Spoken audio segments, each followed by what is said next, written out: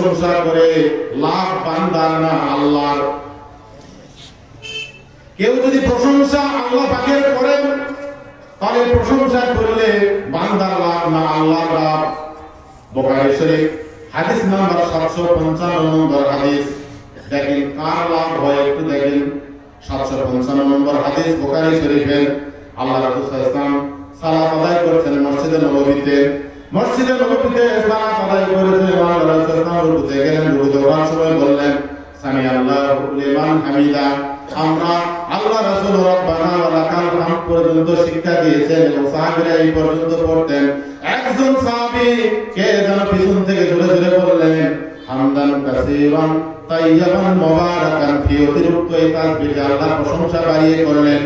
আল্লাহ রাসূল সালাত আদায় করলেন, সাহাবীদের দিকে মুখ ফিরে বললেন তোমরা এই অতিরিক্ত তাসবিহটা অতিরিক্ত প্রশংসাটা কে বলেছো?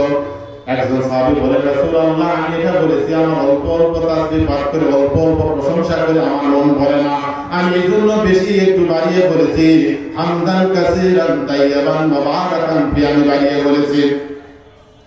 আল্লাহ রাসূল বলেন ও সাহাবীরা তোমরা দেখতে পাও নাই যখন আমার এই সাহাবী দোয়াটা পাঠ করতেছিলেন বুখারী শরীফের বর্ণনায় 30 জনের বেশি ফেরেশতা কে আগে নেকি লিখতে পারবে নেকি লেখার জন্য প্রতিযোগিতা করছিলেন। বলি আলহামদুলিল্লাহ।